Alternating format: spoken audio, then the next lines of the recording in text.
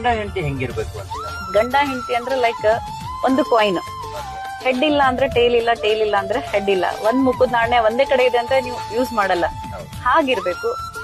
ಎಲ್ರಿಗೂ ಇರುತ್ತೆ ಮದ್ವೆ ಆದ ತಕ್ಷಣ ಗಂಡ ಹೀಗಿರ್ಬೇಕು, ನನ್ಗೆ ಅಲ್ಲಿ ಕರ್ಕೊಂಡು ಹೋಗಿಲ್ಲ, ನನ್ಗೆ ಅದ್ ಕೊಡ್ಸಿಲ್ಲ, ನನ್ ಮಾಡಿಲ್ಲ, ನನ್ನ ಹತ್ರ ಟೈಮ್ ಕೊಟ್ಟಿಲ್ಲ ಅಂತ. ಅದ್ ಹಾಗೆ ತಿಳ್ಕೊಬಾರ್ದು. ಅದನ್ನಂದ್ರೆ ನಾ ಹೇಳ್ತೀನಲ್ಲ, ಅವ್ರು ನಮ್ ಟೈಮ್ ಕೊಟ್ಟಿಲ್ಲ ಹಾಗೆ ಹೇಗೆ ಅನ್ಕೊಂಡ್ರೆ ಅದ್ ನಾವ್ ಹಾಗೆ ಅನ್ಕೊಂತೀವಿ.